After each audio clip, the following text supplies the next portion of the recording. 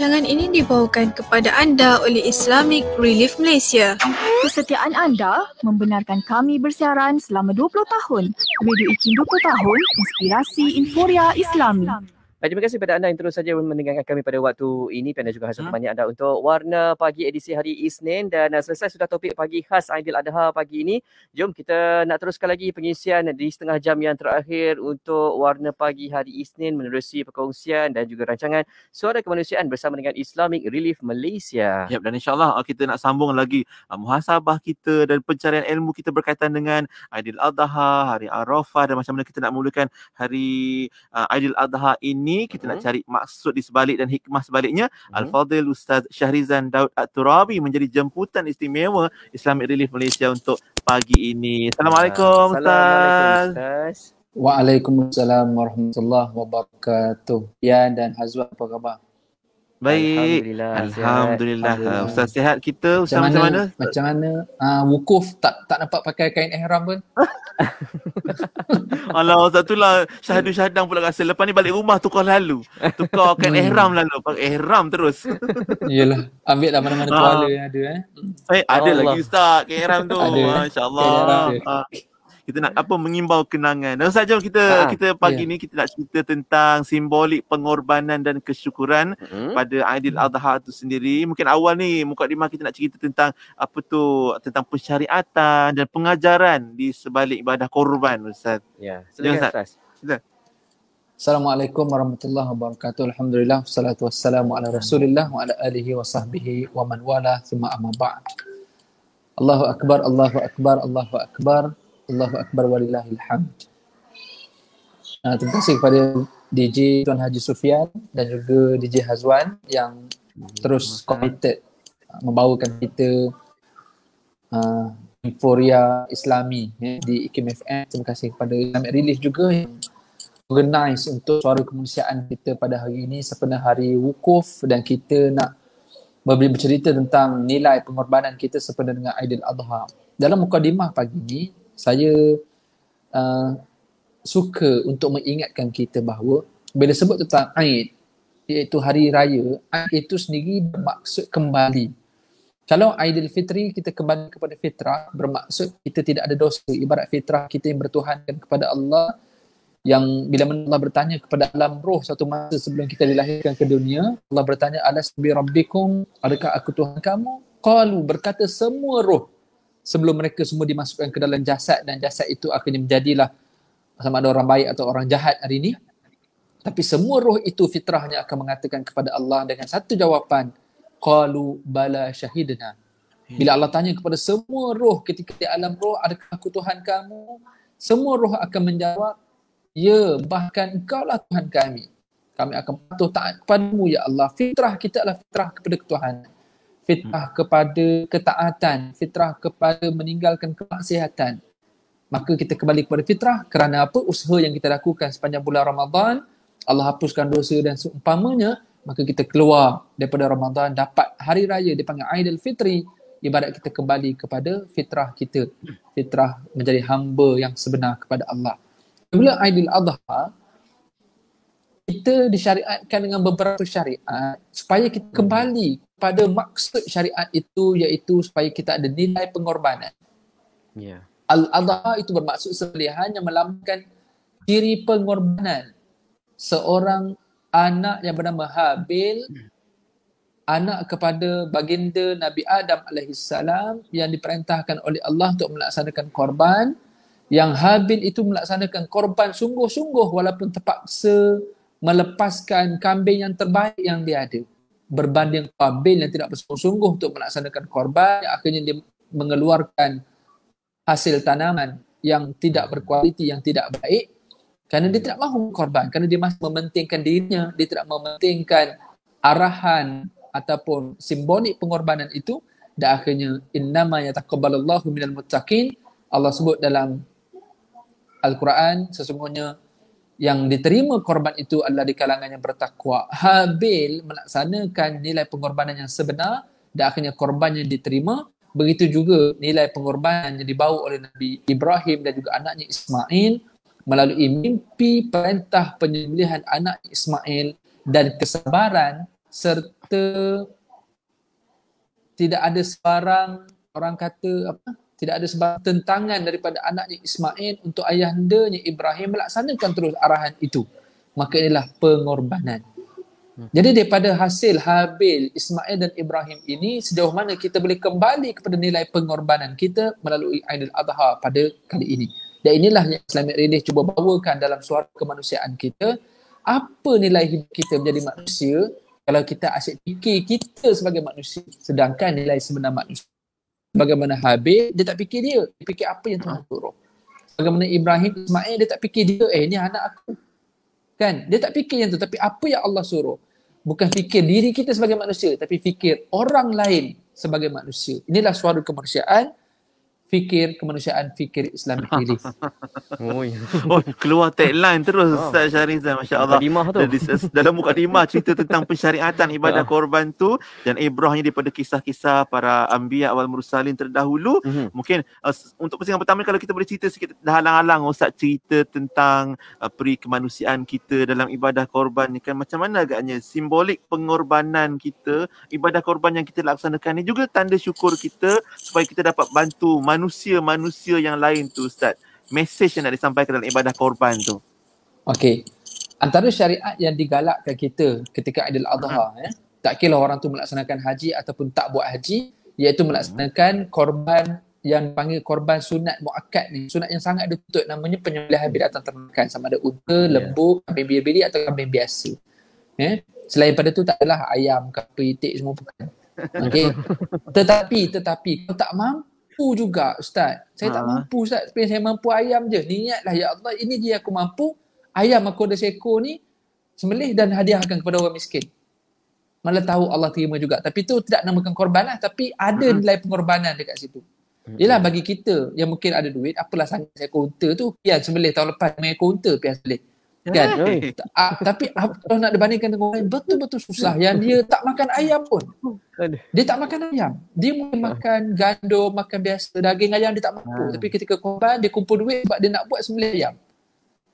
Kan? Dia tak mampu nak makan ayam selama ni. Jadi kalau dia dapat sembelih seekor ayam tu, luar biasa bagi dia. Itu pun dia nak sedekah dengan niat, itu korban dia tahun ni. Tapi dari sudut fiqahnya, dia tidak dikira berkorban lah. Tapi nilai pengorbanan itu. Kalau kita boleh bayang sejarah zaman dulu, orang dulu dia beli lembu, kambing, dia beli mungkin sebulan awal, 2 bulan awal. Ada yang beli 6 bulan sebelum, mana dia beli ketika murah, binatang tu kecil lagi. Kan dia beli dan dia bela. Dia jaga, dia bela sebab dia tahu ni aku nak buat korban tahun ni. Semestinya bila kita nak persembahkan kepada Allah, kita nak pastikan presentation persembahan ini yang paling baik. Kita nak make up dia, kita nak bagi dia makan, kita nak cantik, bersih semua. Jadi kalau kita jaga sendiri, kita dah tahu dah inilah yang aku akan persembahkan, aku akan deliver kepada Allah, aku akan hantar kepada Allah. Kalau kita nak bagi hadiah kepada kawan-kawan kita, kita kan nak bagi yang terbaik, betul tak? Ya. Kan? Kita nak cantik, dalam tu make sure cantik, letak pula aksesori dia apa semua, letak dalam box lagi, lepas tu dibalut rapi, cantik dengan ribbon apa semua. Dengan kata-kata lagi tertulis, betul tak? Bila takkanlah persembahan kita kepada Allah, kita nak buat ala kadar, maka orang dulu akan beli awal, dia akan make sure binatang ni sihat, dia bagi makan makanan yang terbaik apa semua. Kadang-kadang bila nak tidur malam pun dia tak lena tau, bila hujan lebat, macam mana aku punya lembu, macam mana aku punya kambing kat luar, kan demam ke sesama ke, dia risau. Okey, sebab dia tahu ini bukan untuk makan ni, dia nak persembahkan kepada Allah, dia nak hadiah, nak sedekah kepada orang miskin, orang susah dan juga jiran tetangga. Jadi dia akan jaga apa yang dimiliki ni, dia keluar bajet banyak, beribu habis ni. Tapi nantikan bila sembelih dia tak makan sikit je, dia bagi orang lain. Kan? Jadi bayangkan dia punya nilai, dia rasa sampai dia ada hubungan dengan binatang tu. Kan dia bagi nama ke contoh kan, kambing dia kan, dia panggil dia nama kambing dia Pian contoh. Pian. Anak comel. Kan, mana kambing tu pun dah boleh menyaut dah. Kan, kambing tu pun dah boleh menyaut. Sebab maklum dia dah bela sampai 3-4 bulan. Kan? Pian. Wan, seorang saya punya nama Wan. Kan? Wan. Bayangkan tuan ni yang dah ada binatang ternak dan dia tahu binatang ni dia akan korbankan. Dia ada tak perasaan feeling tu? Ya. Dia panggil menyaut. Dia suruh balik bagi makan. Lepas tu binatang tu sondol-sondol sikit, maknanya baik dengan dia. Happy tak dia? Happy. Tiba-tiba bila time hari raya korban, dia kena sembelih binatang tu, apa dia rasa? Alamak. Ha. Sayang Apa dia kan? rasa? Ha. Dalam keadaan begitu, binatang tu tiba boleh mengalir masa pula. Dia sendiri yang dah bela. Itu kalau dia bela baru 3-4 bulan, bayangkan kalau dia bela pada lahir binatang tu. Milik dia, harta dia, nilai yang dia ada. Tapi hari tu dia kena sacrifice, dia kena korbankan. Aku kena bagi, aku kena lepaskan benda ni sebab ini adalah milik Allah. Allah perintahkan aku untuk aku lepaskan benda ni. Baik. Apa yang kita rasa? Bayangkan Nabi Ibrahim memiliki anak yang dia terpaksa lepaskan kerana arahan daripada Allah.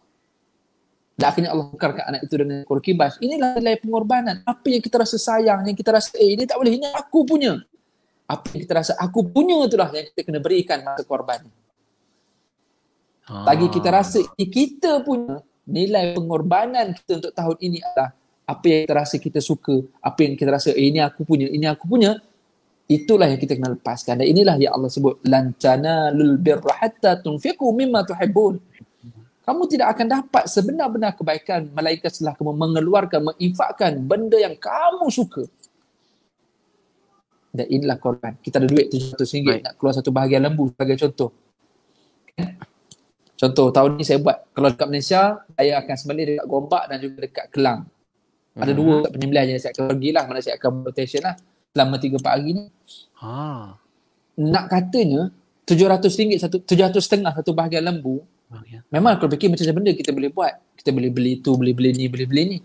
Ya. Kan, maknanya kita sayang RM750 ni. Tapi memikirkan Allah suruh kita buat. Tak apalah, saya lepaskan RM750, saya nak ambil bahagian.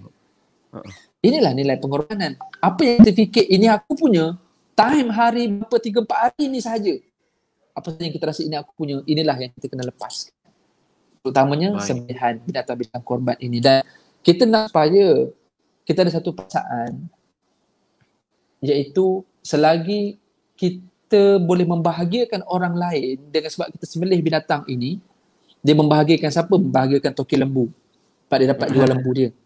Dia membahagiakan siapa? Pekerja-pekerja di tempat penyembelihan itu. Kerana mereka akan dapat gaji. Dia membahagiakan siapa? Orang-orang yang menerima agihan daging korban nanti. Kan? Apatah lagi di kalangan orang yang susah, pakai miskin pula lagi. Ada banyak kegembiraan yang telah dia beri. Semua kegembiraan itu, bayangkan, berganda-ganda kegembiraan itu akan dapat ke diri dia sebelum orang lain tu gembira lagi sebenarnya. Baik. So kita nak gembira, kita nak bahagia dengan cara membahagiakan orang lain. Dan kebahagiaan dan kegembiraan itu kita akan terima lebih awal daripada kegembiraan dan kebahagiaan yang diterima oleh orang-orang lain. Allahuakbar. Masya Allah. Itu dia nilai pengorbanan yang kita cari menerusi ibadah korban kita. Ustaz dah sebutkan tadi. Dan kita nak berehat kejap Ustaz. Kejap lagi mungkin kita akan ceritakan pula tentang ganjaran dari Allah Ta'ala untuk ibadah korban yang kita laksanakan dengan penuh keikhlasan. Dan kita pun dapat info juga dari sahabat kita di Islamic Relief Malaysia menyatakan kempen rezeki korban kita tahun ni Alhamdulillah dah melepasi sasaran yang pihak penganjur anjurkan menerusi kempen rezeki korban dalam negara dan luar negara. Jadi terima kasih sahabat-sahabat kita yang bersama Islamic Relief Malaysia. Namun kita ada banyak lagi kempen Give for Kids yang mana turut meraihkan anak-anak di luar negara dan juga dalam negara insya-Allah untuk Aidil Adha ini. Baik Ustaz kita berehat kejap Ustaz dan kita akan kembali kejap lagi untuk cerita pula apa nak buat untuk Aidil Adha dan juga ganjaran Aidil Adha. Ya betul. Sama-sama juga anda boleh layari laman web www.islamic-relief.org.my untuk anda mengetahui maklumat lanjut tentang Islamic Relief Malaysia. Okey. Dan pagi ni Al-Fadhil Ustaz Syahrizan Daud At-Turabi bersama kita untuk Suara Kemanusiaan Islamic Relief Malaysia. Ya, hanya di Radio IKIM 20 tahun. Inspirasi Inforia Islami.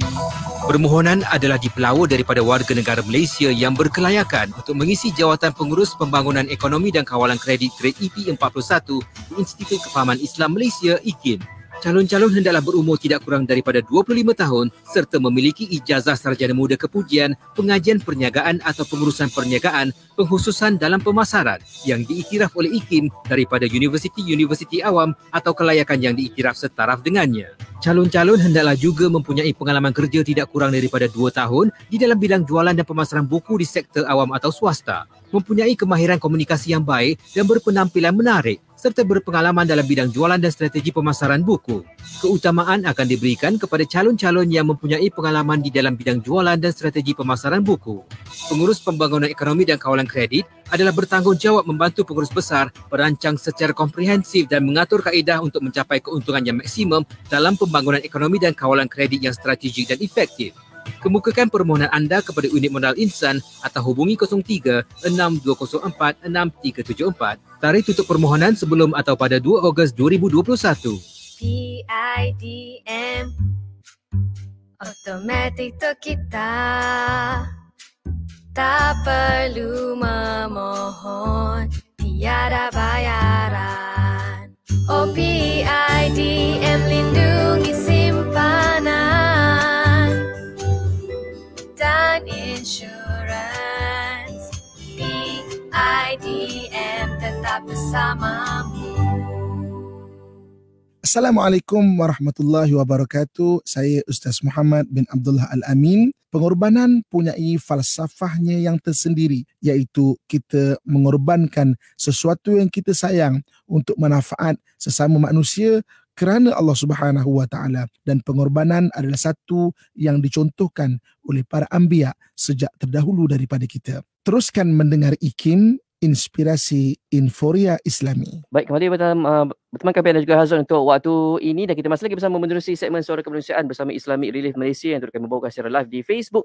IKIM FM membawakan tajuk Aidiladha, simbol pengorbanan dan kesyukuran, dan masih lagi bersama kita Al-Fadhil Ustaz Syarizan Daud At-Turabi. Jom Ustaz, kita sambung nak meraihkan Aidiladha besok 10 Zulhijjah, hari ini 9 Zulhijjah, hari Arafah, hari wukuf Ustaz kan. Apa yang boleh kita buat dan juga mungkin ganjaran yang Allah janjikan, tawarkan untuk kita Ustaz? Ya, silakan Ustaz. Baik, dalam hadis Nabi SAW, Nabi menyatakan tidak ada amalan yang paling Allah sukai pada hari raya Aidil Adha melainkan sembelihan binatang korban. Sesungguhnya bulunya, kukunya akan diterima oleh Allah SWT menjadi pahala yang banyak, dan kelebihan yang banyak itu akan sampai kepada orang yang berkorban lebih cepat daripada darah yang mengalir itu sampai ke tanah. Bayangkan, darah daripada leher lembu atau kambing itu tak sampai sejengkal dengan tanah. Dan darah itu keluar dengan cara terpancut sangat laju. Tapi Allah dan Nabi sebut dalam hadis, pahala itu lebih laju, lebih cepat sampai kepada orang yang berkorban. Nak ceritanya kepada kita, ini amalan yang Allah paling suka. Sebagaimana saya sebutkan awal tadi, Aidil Adha, nak tahu kita nilai kita kembali kepada korban, apa effort usaha kita, sembelih binatang. Sebab itu Allah mudahkan dan Nabi mudahkan kita. Tak boleh aku ambil satu bahagian daripada seekor lembu atau unta tu. Ambil bahagian tu. Tak boleh dalam negara, luar negara ada. Maknanya kita ada pilihan hari ni. Tidak ada sebarang diskriminasi dalam negara ke luar negara ke whatever reason, yang penting buat korban. Jangan berbalah dengan apa di luar negara, apa semua itu ini. Tak betul. Tak. Pergi cek website, pergi tengok contoh Islamic Relief kita buat. Cek website, tengok track record, tengok portfolionya semua, tengok apa yang di-update nanti, video, gambar dan sebagainya. Tengok. Dan boleh buat saya makan. Jadi kita percaya dengan perkara ni, dan Islamic Relief pun tak akan buat benda-benda yang memanipulasi dana awam lah. Okay, jadi kita akan buat betul-betul. Dan itu juga yang saya buat, dan siapa-siapa pun sebenarnya bila buat ketaatan ini, kita buat dengan penuh keikhlasan, buat dengan penuh integriti. Sebab kita tak nak dosa lah. Buat apa nak buat dalam keadaan pahala, nak mencari pahala tapi kita mengundang dosa. Tak nak macam tu. Kan? Sebagaimana orang nak mencium Hajarul Aswad, nak mencari pahala yang sunat. Tetapi dalam masa sama menyakiti orang lain, tumbuk, sepak orang dan sebagainya demi nak buat benda yang sunat, akhirnya buat benda yang haram. Jadi na'udzubillah, yang penting kita tak ada sebarang diskriminasi. Buatlah korban dalam negara, buatlah korban luar negara. Sebab inilah antara aktiviti atau amalan yang dituntut untuk dilaksanakan, dan inilah satu-satunya kata Nabi, tidak ada amalan yang paling Allah sukai pada hari raya Aidil Adha melainkan dengan sembelihan binatang. Jadi kita esok hari Aidil Adha, dan 3 hari tasyrik ada 4 hari. Maksudnya kalau hari ni Ustaz, alamak macam tu saya nak kena buat lah Ustaz, rasa macam menyesal pula tak buat. Sempat lagi, kontak lah mana-mana, kontak saya pun boleh. Sempat lagi, kita ada beberapa hari lagi. Kan, walaupun ada tempat-tempat yang dah tutup, ada yang dah tutup orang kata apa, pendaftaran.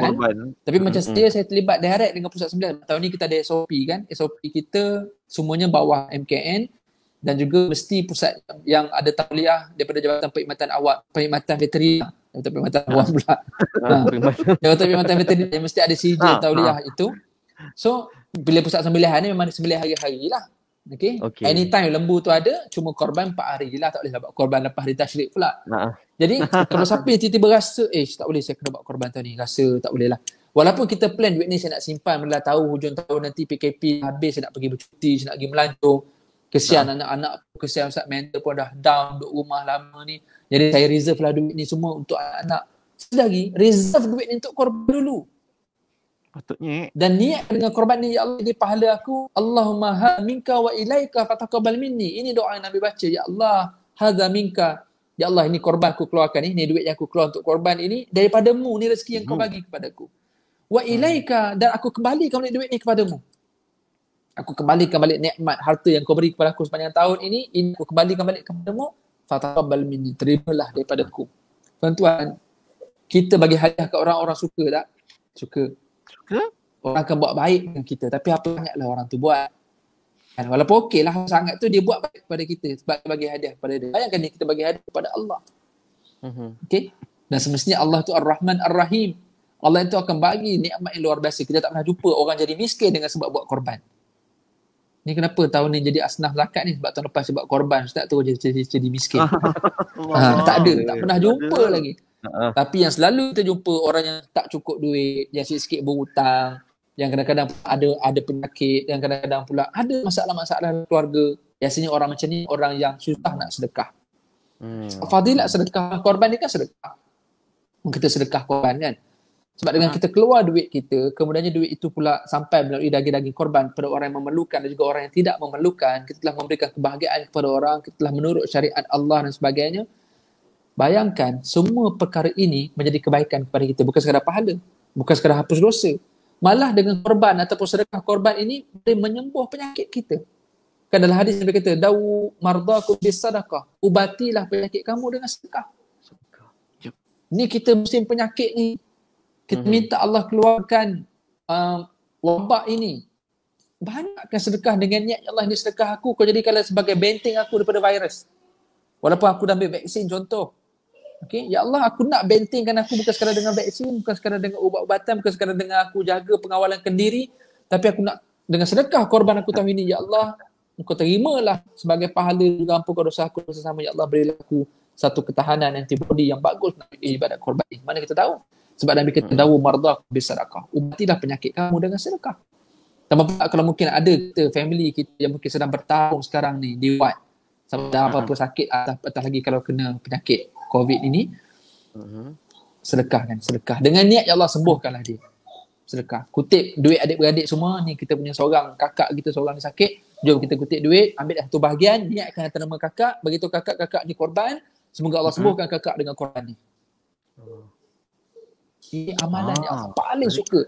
Bayangkan kalau sedekah biasa yang bukan hari korban, yang bukan 4 hari ni, yang bukan hari raya Aidil Adha dan 3 hari tasyrik. Kalau bayangkan sedekah-sedekah pada hari biasa yang Nabi suruh ubati penyakit kamu dengan sedekah, bayangkan kalau sedekah buat pada hari raya korban. Lagilah, betul. Maka lagilah dia manfaat yang sangat banyak. Jadi pada hari Aidil Adha bukan sekadar sembelihan korban. Baik.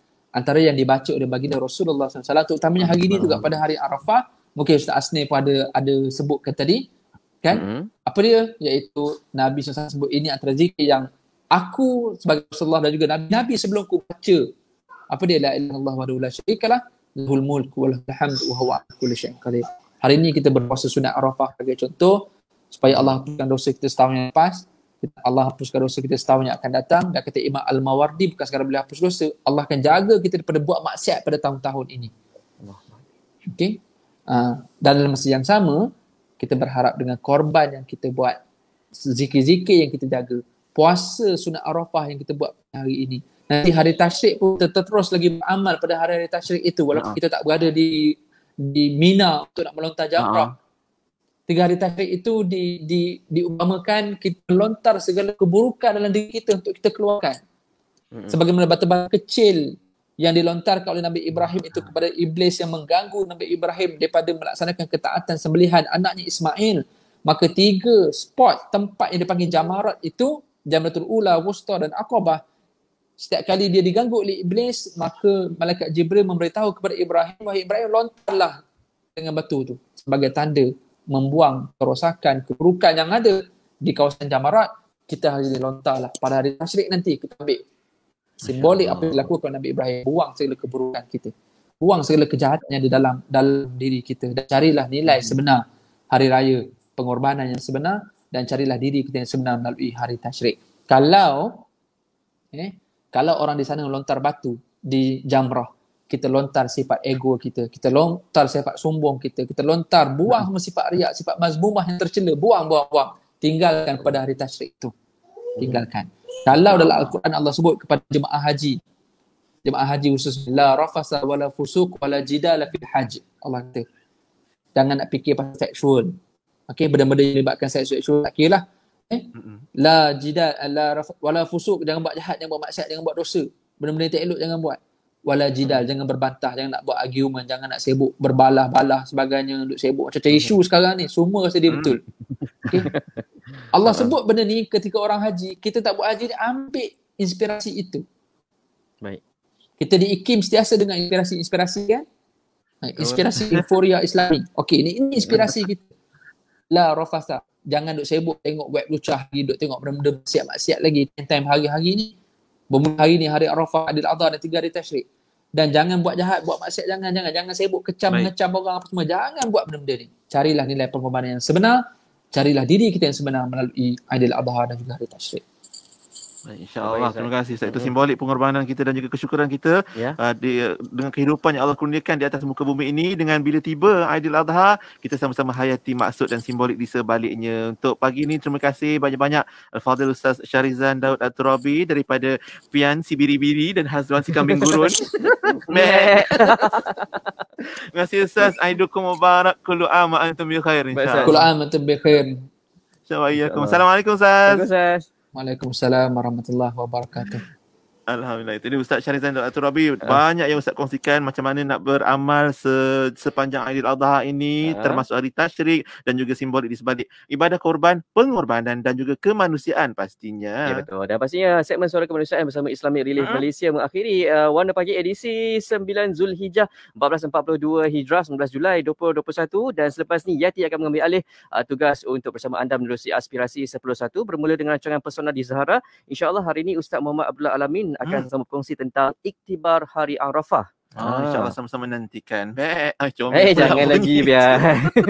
Baik, kita jumpa esok untuk Ustaz Syarizan ni kan tadi je kan. Panggil kita kambing pula. Apa pun untuk Warna Pagi, kita jumpa esok untuk edisi khas Aidil Adha. Ya, sehingga itu. Assalamualaikum warahmatullahi